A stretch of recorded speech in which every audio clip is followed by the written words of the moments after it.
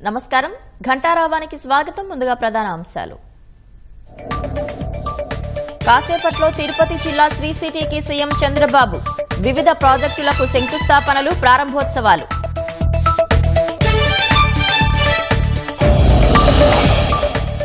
నెల్లూరు జిల్లాలో మైనింగ్ అక్రమాలపై విచారణ వైసీపీ నేతల దోపిడీ వెలికి తీసేలా దర్యాప్తు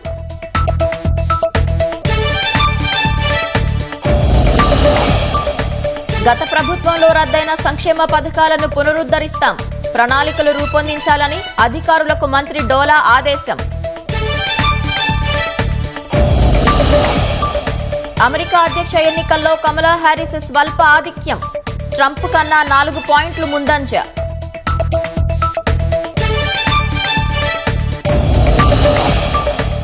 చైనా కోస్ట్ గార్డ్ షిప్ ను ఢీకొట్టిన ఫిలిప్పీన్స్ నౌక హెచ్చరికలను బేఖాతరు చేస్తూ ఘర్షణకు పాల్పడ్డారన్న డ్రాగన్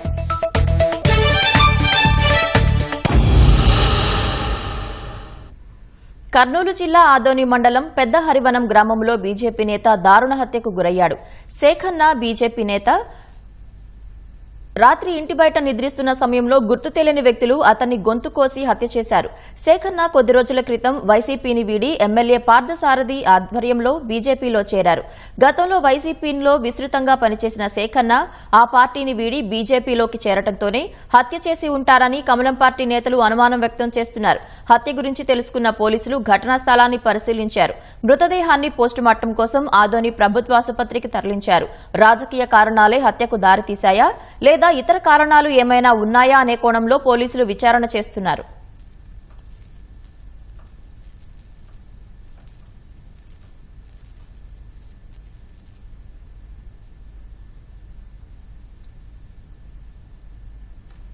వరల్డ్ ఫోటోగ్రఫీ డే సందర్భంగా ముఖ్యమంత్రి చంద్రబాబు ఫోటోగ్రాఫర్లకు శుభాకాంక్షలు తెలిపారు ఉండవల్లిలోని తన నివాసంలో వివిధ పత్రికల్లో పనిచేస్తున్న ఫోటో జర్నలిస్టులు సీఎం చంద్రబాబును కలిశారు వారిని ఆప్యాయంగా పలకరించి వారి చేతిలోని కెమెరాను తీసుకుని స్వయంగా సీఎం ఫోటోలు క్లిక్ మనిపించారు మీడియాలో ఫోటోగ్రఫీ విభాగంలో విధులు చాలా కష్టతరమని వ్యాఖ్యానించారు ఈ రంగంలో ప్రతిభ చూపుతున్న వారిని అభినందించారు నాణ్యమైన సేవలతో ఫోటోగ్రఫీ రంగం బాగుండాలని చంద్రబాబు ఆకాంక్షించారు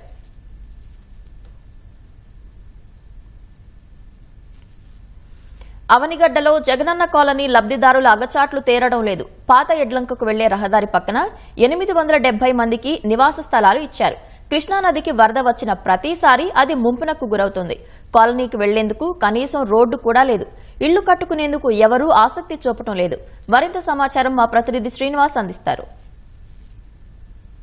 జగనన్న కాలనీల పేరుతో తాము ఇల్లు నిర్మించడం లేదు ఏకంగా గ్రామాలనే నిర్మిస్తున్నామంటూ గతంలో వైసీపీ పెద్దలు చెప్పారు ప్రస్తుతం వైసీపీ పెద్దలు నిర్మించిన గ్రామాలు ఏ దుస్థితిలో ఉన్నాయో చూద్దాం ప్రస్తుతం మనం దృశ్యాల్లో చూస్తున్నది అవనిగడ్డ నియోజకవర్గంలో జగనన్న కాలనీల పేరుతో లబ్ధిదారులకు ఇచ్చిన నివాసాలు ఈ లంక గ్రామాలకు సంబంధించిన ప్రాంతం కావడంతో 26 ఎకరాలను కొనుగోలు చేసి దాదాపు 800 మందికి ఇక్కడ లబ్ధిదారులకు ఇళ్లను కేటాయించడం జరిగింది ఇళ్లైతే తూతుమందరంగా ఇచ్చారు కానీ ఇక్కడ కనీస సదుపాయాలు ఏర్పాటు చేయకపోవడంతో లబ్ధిదారులు ఇక్కడ ఇళ్లను నిర్మించలేక చాలా మంది కూడా ఇళ్లను వదిలేసి వెళ్లిపోయిన పరిస్థితి కనిపిస్తుంది ప్రస్తుతం మనం దృశ్యాల్లో చూసుకున్నట్లయితే పునాది దశలో ఆగిపోయిన ఇల్లు కొన్ని ఉంటే బేస్మెంట్ దాకా వచ్చి ఆగిపోయిన ఇల్లు మరికొన్ని ఉన్నాయి గోడలు కట్టి ఇంకా మిగతా ఇంటి నిర్మాణం చేయలేక చాలా మంది ఇళ్లను వదిలేసి వెళ్లిపోయిన దుస్థితి అయితే కనిపిస్తోంది మరొకవైపు ఈ లంక గ్రామాలు కావడంతో కృష్ణానది పొంగినప్పుడల్లా ఇక్కడ మోకాళ్ళలోతు పైనే నీరు వస్తుండటంతో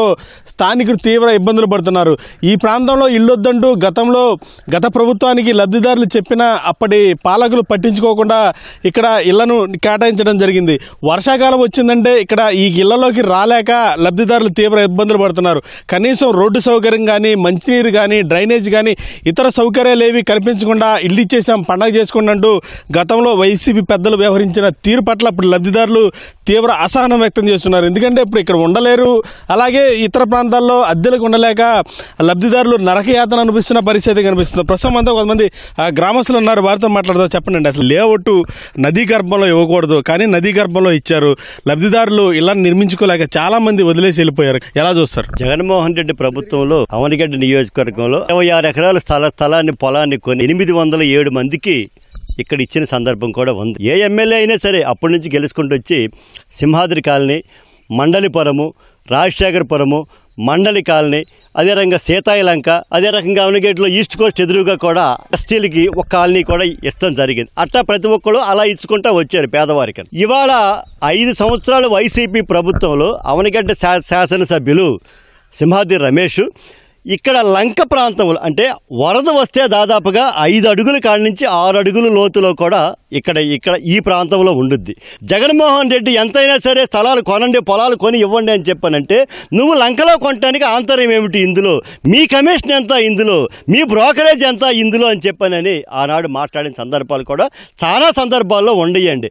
అదే మళ్ళా మాట్లాడేవండి, మీరైతే వచ్చి ఇలాంటి చోట ఉంటారా, లేకపోతే అధికారులు ఉంటారా, అధికారులు అయితే వచ్చి ఇలాంటి చోట నివాసం ఉంటారా అని చెప్పని మాట్లాడిన సందర్భం ఉంది.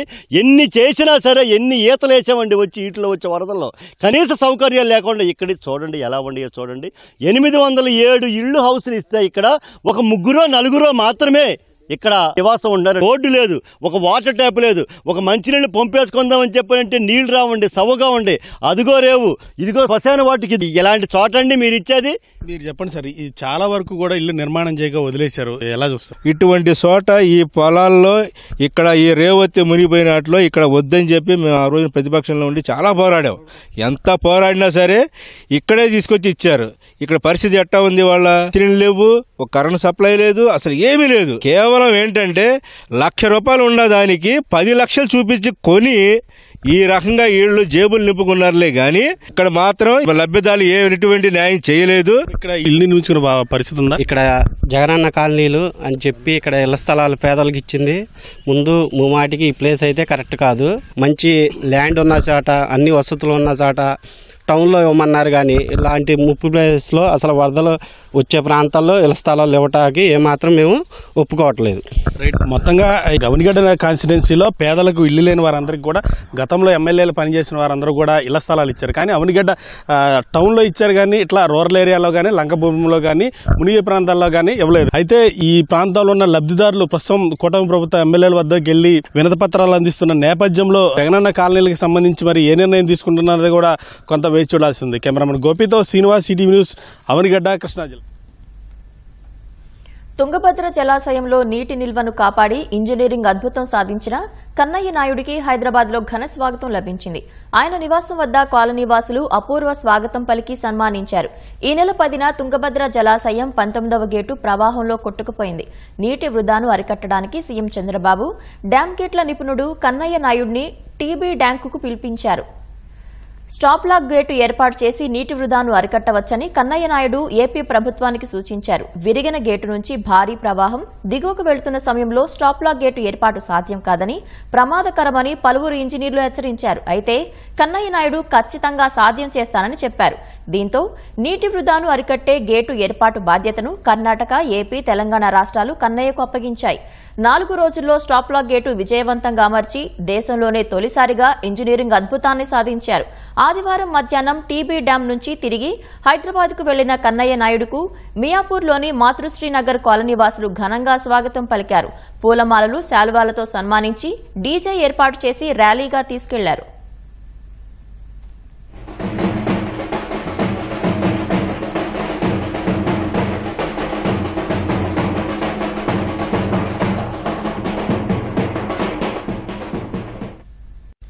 విజయవాడ పవిత్ర సంగమం ఘాట్లో జలహారతుల పునరుద్దరణ పనులు శరవేగంగా జరుగుతున్నాయి.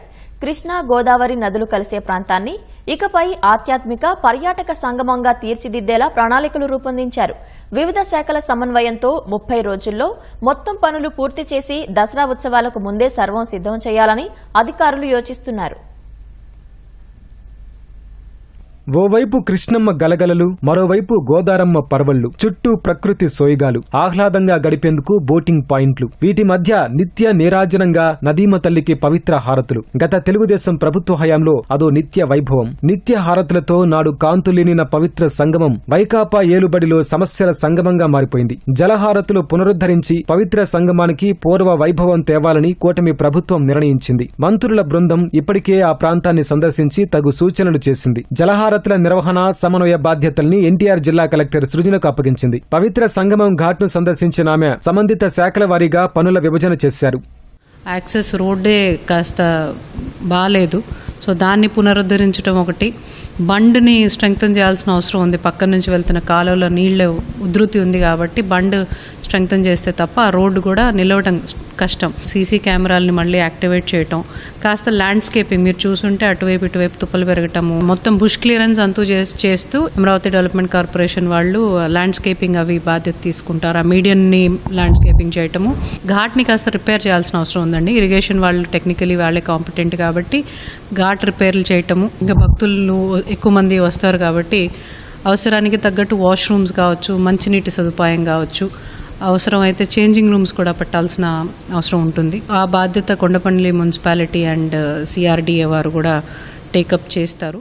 హారతులిచ్చేందుకు గతంలో నదిలో వేయించిన 6 తేలాడే పంట్లు పాడైపోయాయి. వీటికి మరమ్మతులు చేసి అలంకరించాల్సి ఉంది. ఘాట్ ప్రాంతం మొత్తం వెలుగులు విరజమ్మే లైటింగ్, సౌండ్ సిస్టమ్ సహా ఇతర ఏర్పాట్లు చేయాల్సి ఉంది. నదీ ప్రవాహం 1,00,000 క్యూసెక్కులు దాటితే పంటులలో హారతి నిర్వహణ కష్టమని, అప్పుడు ఒడ్డున నిలబడి క్రతువు నిర్వహించే ఏర్పాట్లు ఉండాలని జలవనరుల శాఖ అధికారులు సూచించారు. భక్తుల సౌలభ్యం మేరకు ఘాట్లో వేడెక్కిన గ్రానైట్ వేసేలా అంచనాలు సిద్ధం చేశారు. అవన్నీ సమకూర్చే కార్యాచరణ ప్రణాళిక సిద్ధం చేసినట్లు దుర్గగుడి ఈవో కెఎస్ రామారావు చెప్పారు.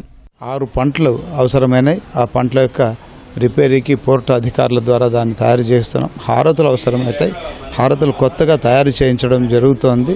చుట్టుపక్కల ఉన్నటువంటి సిఆర్డీఏ సహాయంతోనూ విద్యుత్ శాఖ, మరి పోలీస్ శాఖ, రెవెన్యూ శాఖ, మున్సిపల్ అడ్మినిస్ట్రేషన్ ఇలా అందరి యొక్క సహాయ సహకారాలతో ఆ ప్రాంతాన్నంతా శుభ్రపరిచి ప్రజలందరూ కలిసి అక్కడ కూర్చొని హారతులను తిలకించి దుర్గామాత యొక్క సన్నిధిలో జరుగుతున్నటువంటి కార్యక్రమం కాబట్టి ఇలా దైవికంగా కూడా ఆ ప్రాంతాన్ని అభివృద్ధి చేయాలనే ఏర్పాట్లు జరుగుతున్నాయి. పవిత్ర సంగమాన్ని భవిష్యత్తులో ఆధ్యాత్మిక పర్యాటక సంగమంగా తీర్చిదిద్దేలా దీర్ఘకాలిక ప్రణాళికలు రచించారు. దానికి 50 ఎకరాల వరకు స్థలం అవసరమని అధికారులు భావిస్తున్నారు. అయితే ఆ ప్రదేశంలో ఆక్రమణలు అధికంగా ఉండడం వల్ల 30 నుంచి 35 ఎకరాల వరకు మాత్రమే స్థలం అందుబాటులో ఉంది. తిరుమల, ఇంద్రకీలాద్రి ఆలయాల పర్యవేక్షణలో ఓ గుడి నిర్మించాలనేది ప్రభుత్వ ఉద్దేశంగా కనిపిస్తోంది. వారాంతాల్లో పవిత్ర సంగమంలో సాంస్కృతిక వైభవం ఉండేలా కూడా ప్రణాళికలు వేస్తున్నారు.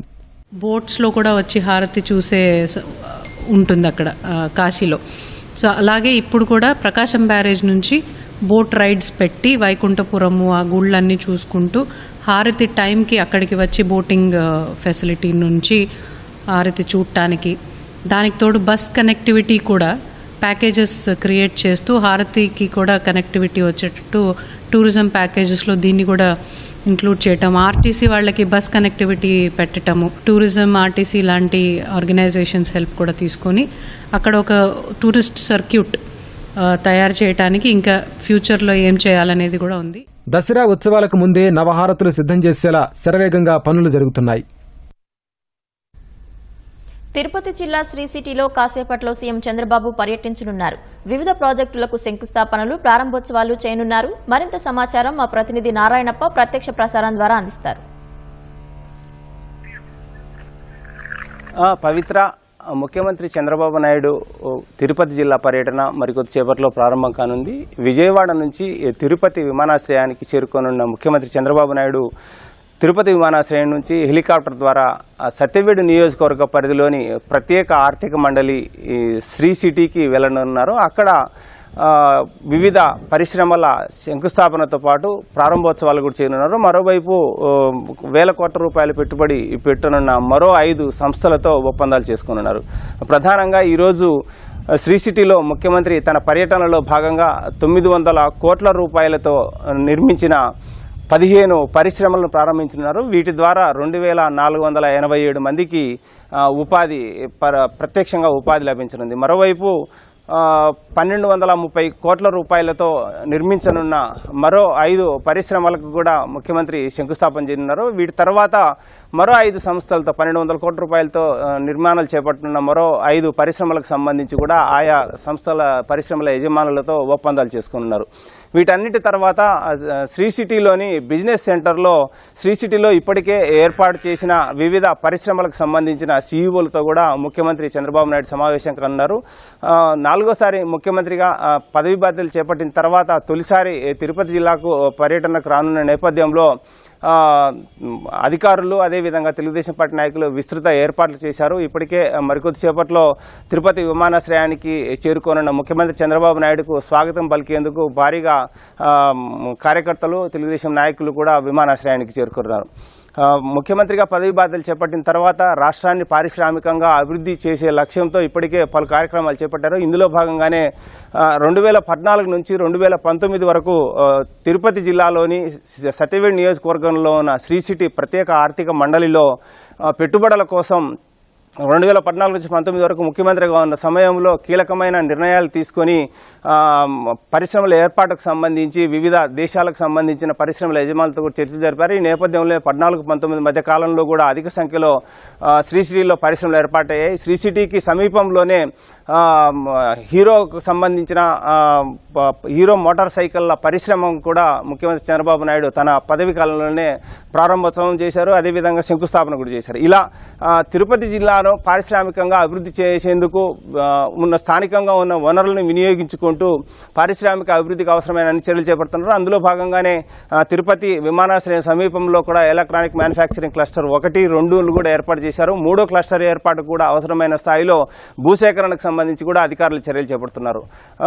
శ్రీ సిటీ ప్రత్యేకంగా ఆసియాలోనే అతి పెద్ద ప్రత్యేక ఆర్థిక మండలిగా శ్రీ సిటీ గుర్తింపు పొందింది. వివిధ ప్రపంచంలోని వివిధ దేశాల నుంచి అటు జపాన్ కావచ్చు, బల్గేరియా, ఇజ్రాయిల్, అదేవిధంగా అమెరికా, ఇలా వివిధ దేశాలకు సంబంధించిన పరిశ్రమలు శ్రీ సిటీలో తమ శాఖలను ఏర్పాటు చేసి తమ బ్రాంచ్లను ఏర్పాటు చేసి ఉత్పత్తి చేస్తున్న నేపథ్యంలో ముఖ్యమంత్రి చంద్రబాబు నాయుడు ఈరోజు శ్రీ సిటీలో ఇప్పటికే ఏర్పాటైన పరిశ్రమలకు సంబంధించిన సీఈఓలతో కావచ్చు, త్వరలో ఏర్పాటు చేయనున్న పరిశ్రమలకు సంబంధించిన సీఈఓలు, యాజమాన్యాలతో ప్రత్యేకంగా చర్చలు జరిపి రాష్ట్రంలో పెట్టుబడులకు అవకాశాలు ఉన్న ప్రాంతాలను వారికి వివరించడంతో పాటు పెట్టుబడులను ఆహ్వానించేందుకు కూడా ముఖ్యమంత్రి చంద్రబాబు నాయుడు సీఈఓలతో సమావేశంగా ఉన్నారు. ఇది ఇక్కడ ఉన్న తాజా పరిస్థితి. పవిత్ర, ఓవర్ టు స్టూడియో. ధన్యవాదాలు నారాయణప్ప. ఉమ్మడి నెల్లూరు జిల్లాలో మైనింగ్ అక్రమాలపై విచారణ సాగుతోంది. వైసీపీ హయాంలో సిలికా, తెల్లరాయి, గ్రావెల్ అక్రమాలపై టీడీపీ చేసిన ఫిర్యాదుతో అధికారులు విచారణ చేస్తున్నారు. సైదాపురంలో క్వార్ట్జ్ తవ్వకాలపై విచారణ చేయాలని తెలుగుదేశం ఎమ్మెల్యే సోమిరెడ్డి చంద్రమోహన్ రెడ్డి ఫిర్యాదు చేశారు. మైనింగ్ అక్రమాల్లో వైసీపీ హయాంలో ప్రభుత్వ సలహాదారుగా పనిచేసిన సజ్జల రామకృష్ణారెడ్డి కీలకంగా వ్యవహరించినట్లు ఆరోపణలు ఉన్నాయి. సజ్జల కనుసన్నల్లో వైసీపీ నాయకులు శ్రీకాంత్ రెడ్డి, ధనుంజయ రెడ్డి దోపిడీ కథ నడిపించారని ఆరోపణలు వెల్లువెత్తాయి. మాజీ మంత్రి కారుమూరి నాగేశ్వరరావు అల్లుడు సందీప్ పాత్ర ఉన్నట్లు కూడా ఫిర్యాదులో పేర్కొన్నారు. సైదాపురం మండలం జోగుపల్లిలోని 8 గనుల్లో 8 కోట్ల విలువైన ఖనిజం దోచేశారని అంటున్నారు. చిల్లకూరు, పొదలకూరులో తెల్లరాయి అక్రమాలతో పాటు సర్వేపల్లి, వెంకటాచలం, కావలిలో గ్రావెల్ తవ్వకాలపై మైనింగ్ శాఖ విచారణ జరుపుతోంది. కోల్కతాలో వైద్యురాలి మృతికి నిరసనగా కేంద్రపాలిత ప్రాంతం యానంలో వైద్యులు ధర్నా చేశారు. Puducherry JIPMER resident doctors association ఆధ్వర్యంలో ఆందోళన చేపట్టారు. యానంలోని జిప్మర్ ఆసుపత్రి వద్ద వైద్యులు, నర్సులు నిరసనకు దిగారు. మరణించిన వైద్యురాలికి న్యాయం చేయాలని ఆరోగ్య శాఖ డిప్యూటీ డైరెక్టర్కు వినతిపత్రం ఇచ్చారు. ఆసుపత్రి సిబ్బందిపై దాడి చేసే వారిని ఫాస్ట్ ట్రాక్ కోర్టుల ద్వారా శిక్షించాలని డిమాండ్ చేశారు. ముఖ్యమంత్రి చంద్రబాబుకు తెలుగుదేశం మహిళా నేతలు, బ్రహ్మకుమారీలు రాఖీలు కట్టారు. రాఖీ పౌర్ణమి సందర్భంగా ఉండవల్లి నివాసంలో చంద్రబాబును కలిసిన మాజీ మంత్రి పీతల సుజాత, మాజీ జెడ్పీ చైర్పర్సన్ గద్దె అనురాధ, టీడీపీ డ్వాక్రా అంగన్వాడీ విభాగం రాష్ట్ర అధ్యక్షురాలు ఆచంట సునీత, కంబంపాటి శిరీష రాఖీలు కట్టారు. అలాగే పలువురు బ్రహ్మకుమారీలు సీఎంకు రాఖీలు కట్టి మిఠాయి తినిపించారు. రాఖీలు కట్టిన వారందరికీ సీఎం శుభాకాంక్షలు తెలిపారు. ఉప ముఖ్యమంత్రి పవన్ కళ్యాణ్ రాఖీ పౌర్ణమి శుభాకాంక్షలు చెప్పారు. సోదర సోదరి ప్రేమ అనుభవంతో అర్థమవుతుందని అన్నారు. అక్క చెల్లెమ్మల అనురాగానికి ఏమిస్తే రుణం తీరుతుందంటూ ఓ ప్రకటన విడుదల చేశారు. విప్లవ కవి గద్దర్ పాడినట్లు చెల్లెలు పాదం మీద పుట్టుమచ్చగానో, అక్క నుదుట తిలకంగానో అలంకృతమైనప్పుడే ఆ రుణం తీరుతుందేమో అన్నారు. అన్నదమ్ముల ఆప్యాయతకు ఎవరు వెలకట్టగలరు? వారికి జీవితాంతం గుండెల్లో గుడి కట్టి పూజించడం తప్ప అంటూ తన భావాలు పంచుకున్నారు. అనురాగానికి ప్రతీకైన రక్షాబంధన్ శుభతరుణాన సోదర సోదరీమణులకు శుభాకాంక్షలు తెలిపారు. భారతీయ సంస్కృతిలో భాగమైన ఈ వేడుకను దక్షిణ, తూర్పు ఆసియా దేశాల్లోనూ వైభవంగా జరుపుకోవడం సోదర సోదరీమణుల అనురాగానికి ప్రతీక అంటూ గుర్తు చేశారు. ఈ శ్రావణ పౌర్ణమి వేళ అందరికీ శుభాలు కలగాలని ఆకాంక్షించారు. రాఖీ పండుగ సందర్భంగా ప్రధానమంత్రి నరేంద్ర మోదీ దేశ ప్రజలకు శుభాకాంక్షలు తెలిపారు. సోదర సోదరీమణుల మధ్య అపారమైన ప్రేమకు ప్రతీకగా నిలిచే రక్షాబంధన్ సందర్భంగా దేశ ప్రజలందరికీ శుభాకాంక్షలు అంటూ ప్రధాని ఎక్స్లో పోస్టు చేశారు. ఈ పవిత్ర పండుగ అందరి సంబంధాలలో కొత్త మధురానుభూతిని, జీవితంలో ఆనందం, శ్రేయస్సు, అదృష్టాన్ని తీసుకురావాలని కోరుకుంటున్నట్లు పేర్కొన్నారు. దేశవ్యాప్తంగా రాఖీ పండుగ సందడి నెలకొంది. చాలా మంది దూర ప్రదేశాలకు వెళ్తుండటంతో రోడ్లు కిక్కిరిసిపోయాయి. సరిహద్దుల్లో కశ్మీరీ యువతులు సైనికులకు రాఖీలు కట్టి దేశభక్తిని చాటుకున్నారు. యురీ సెక్టార్లో రాఖీ కట్టిన మహిళలకు సైనికులు మిఠాయిలు తినిపించి ఆప్యాయంగా పలకరించారు.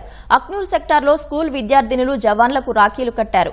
వైద్యుల భద్రత కోసం ఆసుపత్రులను సేఫ్ జోన్లుగా ప్రకటించాలంటూ విజ్ఞప్తి చేస్తూ ఇవాళ ప్రభుత్వ అధికారులందరికీ మహారాష్ట్ర రెసిడెంట్ డాక్టర్లు రాఖీలు కడుతున్నారు. అయోధ్య రాముడికి పలు ప్రాంతాల నుంచి మహిళలు రాఖీలు పంపించారు. ఒడిశాలోని పూరీ తీరంలో ప్రముఖ సైకత శిల్పి సుదర్శన్ పట్నాయక్ రాఖీ ఆకృతిలో ఇసుక శిల్పాన్ని తీర్చిదిద్దారు.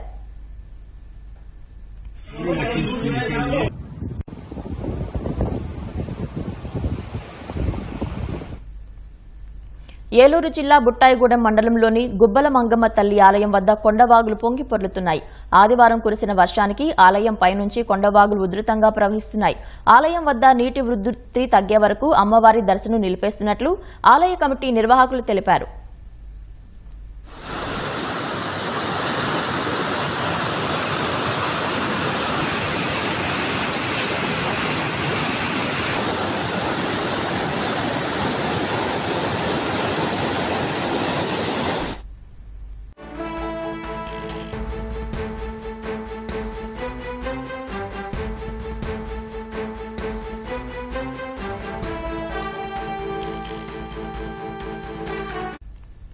తాజాంశాన్ని చూస్తున్నాం. ఫైబర్ నెట్ మాజీ ఎండీ మధుసూదన్ రెడ్డి సస్పెండ్ అయ్యారు. మరింత సమాచారం మా ప్రతినిధి ధనుంజయ్ అడిగి తెలుసుకుందాం. ధనుంజయ్, మధుసూదన్ రెడ్డి సస్పెన్షన్ కు కారణాలేంటి? వాస్తవానికి మధుసూదన్ రెడ్డి పైన తీవ్రమైన ఆరోపణలు ఉన్నాయి. దాదాపుగా 1000 కోట్ల రూపాయల మేర ఏపీ ఫైబర్ నెట్ లో అక్రమాలు చోటు చేస్తున్నట్టుగా ప్రభుత్వం గుర్తించింది. ఇప్పటికే దానికి సంబంధించినటువంటి రికార్డులను కూడా రాష్ట్ర ప్రభుత్వం స్వాధీనం చేస్తుంది. అలాగే ప్రస్తుతం ఈ వ్యవహారానికి సంబంధించి రాష్ట్ర ప్రభుత్వం చేసినటువంటి విచారణలో కొంత ట్యాంపరింగ్ చేస్తున్నారు, రికార్డులను మాయం చేస్తున్నారు. అలాగే కొందరు ఉద్యోగులను కూడా ప్రభావితం చేస్తున్నారన్న సమాచారం మేరకు ఫైబర్ నెట్ మాజీ ఎండీగా ఉన్నటువంటి మధుసూదన్ రెడ్డిని సస్పెండ్ చేస్తూ ప్రభుత్వం ఉత్తర్వులు జారీ చేసింది. ఫైబర్ నెట్ కార్పొరేషన్ లో జరిగినటువంటి అవినీతిని కప్పిపుచ్చుకునేలాగా మధుసూదన్ ప్రభుత్వ నిధుల దుర్వినియోగం చేశారని చెప్పి ఇప్పటికే ఆయన మీద తీవ్రస్థాయిలో అభియోగాలు నెలకొన్నాయి. నిబంధనలకు విరుద్ధంగా ప్రైవేటు వ్యక్తుల్ని ఆయన ఎండీగా ఉన్న సమయంలోనే ప్రైవేటు వ్యక్తులను ఉద్యోగులుగా నియమించుకున్నారని చెప్పి అందులో ఆరోపణలు అయితే పెద్ద ఎత్తున ఉన్నాయి. మధుసూదన్ రెడ్డికి సంబంధించినటువంటి రికార్డులు ఆ రికార్డులన్నీ కూడా ట్యాంపర్ చేస్తున్నారని ఆరోపణలు పెద్ద ఎత్తున ఉన్నాయి. సాక్ష్యాలని ధ్వంసం చేస్తున్నారని రాష్ట్ర ప్రభుత్వం కూడా జీవోలో పేర్కొంది. ఇందుకోసమే ఆయన్ని సస్పెండ్ చేస్తూ ఉత్తర్వులు జారీ చేశారు. Madhusudan Reddy central civil services rules కూడా ఉల్లంఘించినట్టుగా కూడా రాష్ట్ర ప్రభుత్వం అందులో పేర్కొంది. దీంతో ఆయన వీటన్నిటినీ కారణాలుగా చూపిస్తూ ఆయన్ని సస్పెండ్ చేస్తూ రాష్ట్ర ప్రభుత్వం ఉత్తర్వులు జారీ చేసింది. ఆయన్ని అమరావతి విడిచి వెళ్లొద్దని చెప్పి కూడా రాష్ట్ర ప్రభుత్వం ఉత్తర్వులో పేర్కొంది. అలాగే కొందరు ప్రైవేటు వ్యక్తులకు లబ్ధి చేకూర్చేలాగా మధుసూదన్ రెడ్డి వ్యవహరించినట్టుగా కూడా జీవోలో రాష్ట్ర ప్రభుత్వం పేర్కొంది. ధన్యవాదాలు ధనంజయ్.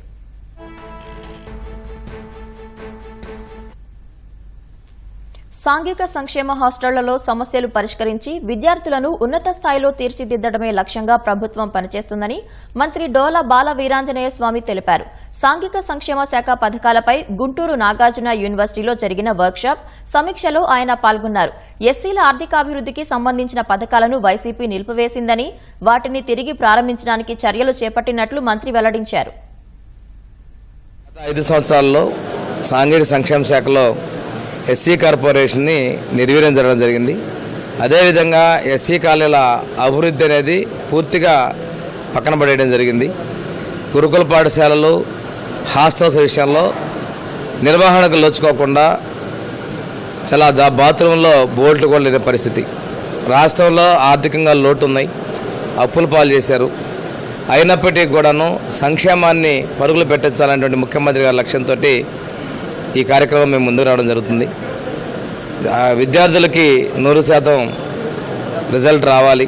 అదేవిధంగా ఈ విద్యార్థులకు కూడాను మనం మంచి శిక్షణ ఇచ్చి నీట్, ఐఐటి కోచింగ్ ఇవ్వాలనేటువంటిది కూడా ఇక్కడ నుంచి ఈ స్కూల్స్లో చదువుకున్న పిల్లలు ఎంబీబీఎస్ ఇటువంటి ఇంజనీరింగ్ వంటి కాలేజీల్లో ప్రతిష్టాత్మకమైన ఇన్స్టిట్యూట్స్లో వాళ్ళు సీట్లు పొందించాలనే లక్ష్యంతో కూడా మనం తీసుకోవడం జరిగింది. సంక్షేమాన్ని అభివృద్ధిని జోడుగురాల్లాగా సాంఘిక సంక్షేమ శాఖలో అమలు పరచాలనేది ముఖ్యమంత్రి గారి లక్ష్యం అని తెలియజేస్తా ఉన్నాను. గతంలో ఏదైతే రద్దు చేసినటువంటి పథకాలు ఉన్నాయో అవన్నిటి కూడా తిరిగి ప్రవేశపెట్టే విధంగా మేము ముందుకు వెళ్తా ఉన్నాం.